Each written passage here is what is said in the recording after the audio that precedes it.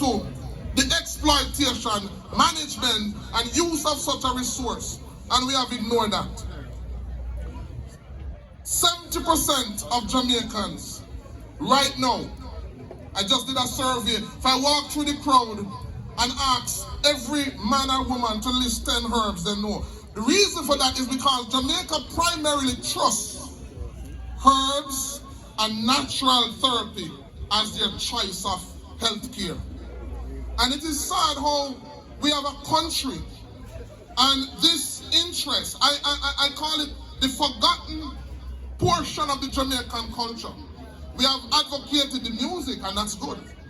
We have advocated and pushed the language, and that is good.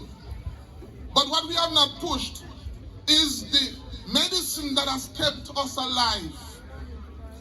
We have built an economy and something as fickle as tourism. And I'm here today because as a herbalist and as a natural practitioner, I am advocating and promoting an initiative that I call the Indigenous Caribbean Medicine Initiative. What is that?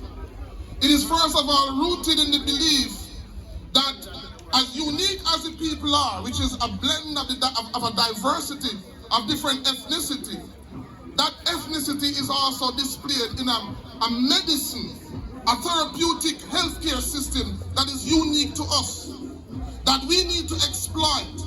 We have traditional Chinese medicine, we have Ayurvedic medicine. Why is it that up until now, we have not streamlined, structured, and organized our healing method in a way that it can be promoted, exported, and used to the benefit of the Jamaican people? I say to you, and I've spoken many times, that if a guest would pay $100 for leisure to stay in a room in Jamaica, they would pay $300 for the same room or for a room of lesser standard if they can get access to the herbs and the medicine that we know.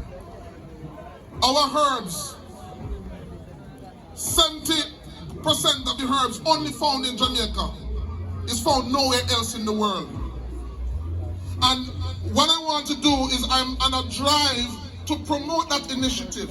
One, it is to get the government to respect this medicine that we have trusted for years. It has not only kept us alive, kept him alive, and many who find a problem with it. We need the Ministry of Health to show respect to our ancestors and the wisdom of our ancestors by at least setting up an arm within the Ministry of Health. And I believe that resources should be spent. I've started a college, Boston Institute of Natural Medicine, where we train persons in this. And a compound, Chief Curry, is one of the few leaders that is open. And so I believe I just came from a tour 2 months abroad, New York, Florida, Maryland, trying to galvanize support from the Jamaican diaspora. And they are willing to come here in a compound, if we have a facility here, to access the healing that they know and trust over years. And so that is the vision. This is the visionary man that we have leading a compound. And I can only say that we need to give him as much support as is possible.